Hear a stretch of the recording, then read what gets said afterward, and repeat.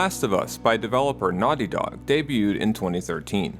With its sequel mere days away from debuting, here's a video on what made the original so special.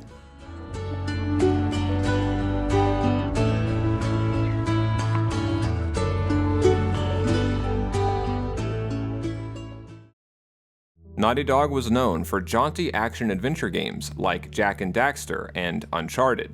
But thanks to a segment about the Cordyceps unilateralis parasite on the documentary series Planet Earth, creative director Neil Druckmann began to formulate ideas for the survival horror game that would become The Last of Us.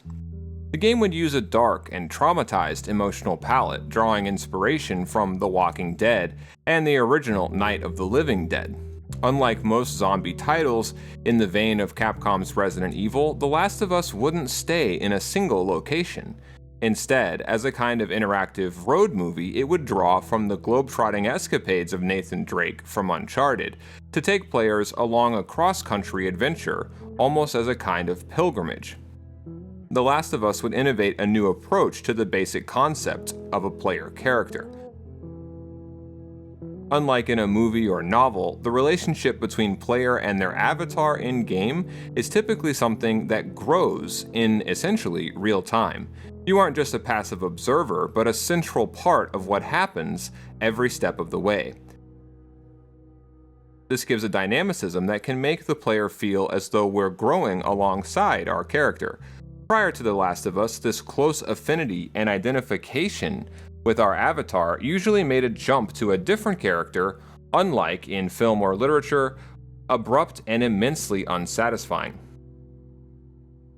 The game would open with a sequence that would capitalize on the abruptness of the traditional player-character shift, and by the end, transition into something all but revolutionary.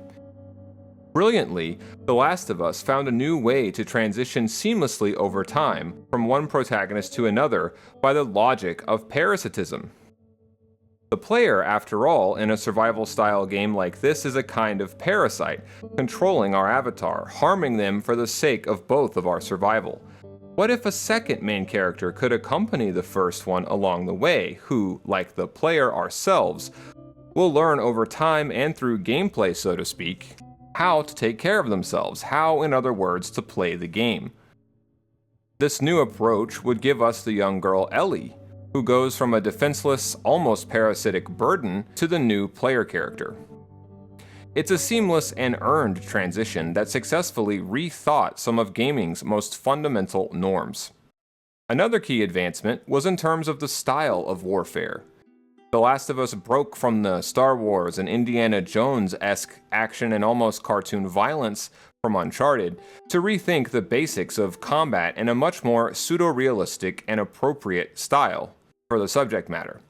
Taking place across war-torn, failed cityscapes and amid forms of social collapse still in progress, the game would draw from the kind of urban combat and brutal, sectarian, total warfare that typifies violence in the post-Cold War age. The game suggests that the outbreak that shatters American society was merely the spark that set ablaze its dormant antagonisms, not unlike, say, the collapse of the Soviet Union and its effects on the Balkans. City streets in The Last of Us are sometimes riddled with civilian corpses that show signs of being massacred. Sniper fire rings out from confiscated weapons. The game's crafting system requires using makeshift, improvised weapons, including that icon of social disorder and violent revolution, the Molotov cocktail. Often, fighting is hand-to-hand, or with melee weapons that you procure on site. This gives gameplay an intense brutality, and the prevalence not only of infected but of otherwise healthy human beings ramps up that intensity considerably. The Last of Us also rethinks aspects of the cinematic game concept. Though it has its fair share of cutscenes, to be sure, a lot of the storytelling and world-building takes place during unbroken gameplay and in real time. The relationship between Joel and Ellie is unbelievably natural, and the acting in this game may be some of the best in any game, whether in cutscenes or out. The Last of Us also made good use of environments, filling them with detail and making them occasionally central to gameplay in the form of resource gathering and puzzle-like traversal, say over water or through a dense neighborhood. On that subject, it's almost impossible not to see The Last of Us as a game invested in the idea of America. The real American cities it features, including Austin, Boston, and Pittsburgh, as well as others, are not only backdrops, but elements of the game's interest in America, both as a place but also as an idea. The nomads and survivors that you, as Joel and Ellie, will encounter, after all, are sort of like refugees or immigrants fleeing from the collapse of the old New World. This makes Boston and your gradual march westward deceptively crucial, given its correspondence with actual American history, going all the way back to the Revolutionary War. The Last of Us portrays an America that has collapsed not only economically and physically, but conceptually. The fabric of trust and safety that formerly held the country together has torn apart, returning it to some version of its ideological and temporal past. The Last of Us is in some ways almost a Western, with its soft and twang-spoken leading man, acoustic guitar score, sweeping gorgeous vistas, and pioneer-era-esque settlements. The bond that grows between Joel and Ellie, then, is in some ways a kind of rebirth or reimagining of America for a future generation. Both have lost everything, embarking on their Reconquista-like crusade of exploration and struggling against the forces of uncivilization, like tired, huddled masses longing to be set free.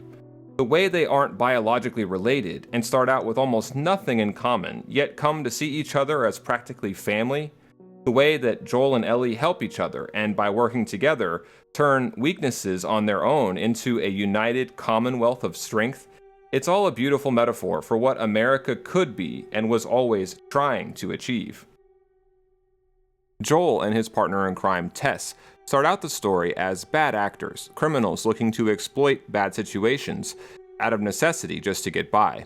Initially, Joel only agrees to transport Ellie, who is miraculously immune to the parasite, as a profitable business venture. As a transaction.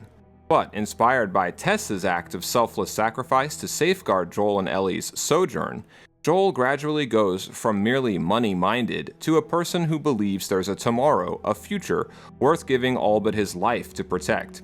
The various side characters you meet, the human antagonists you face, each embody a different style or approach to that central problem for any society, namely the proper role between the individual and their community.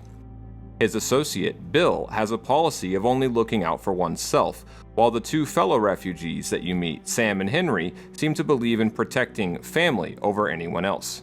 But the more you progress through Joel and Ellie's year of hell, the more you and they see their relationship as something that transcends selfishness and epitomizes a belief in the greater good. However, Naughty Dog complicate this idea by the end. Without spoiling the ending, The Last of Us puts this conflict between the self and the future of civilization into a major dilemma. And even though the story ends by complicating the virtue of selflessness somewhat, Joel makes a crucial decision in the name of the bond you've spent the entire game building. This isn't about making some kind of moral lesson, but staying true to the character dynamics and portraying human nature in a way that's thoughtful, nuanced, and complex. Ultimately, The Last of Us isn't a game about only sacrifice for some greater good, but survival, keeping what makes life, on an individual level, worthwhile alive. Does this tension between the individual and society doom the American experiment to failure every time? Do impersonal moral values always conflict with our human instincts for self-preservation? Can there truly form, out of many different competing interests and identities, one united whole? Like all great art, The Last of Us doesn't try to definitively answer these fundamental questions, it merely poses them. With its moody atmosphere, terrifyingly tense encounters, and its hybrid of stealth, survival horror, and action-adventure genres, The Last of Us was one of the best games of its generation. Here's hoping the follow-up is just as important for the medium at large. Until next time, boss.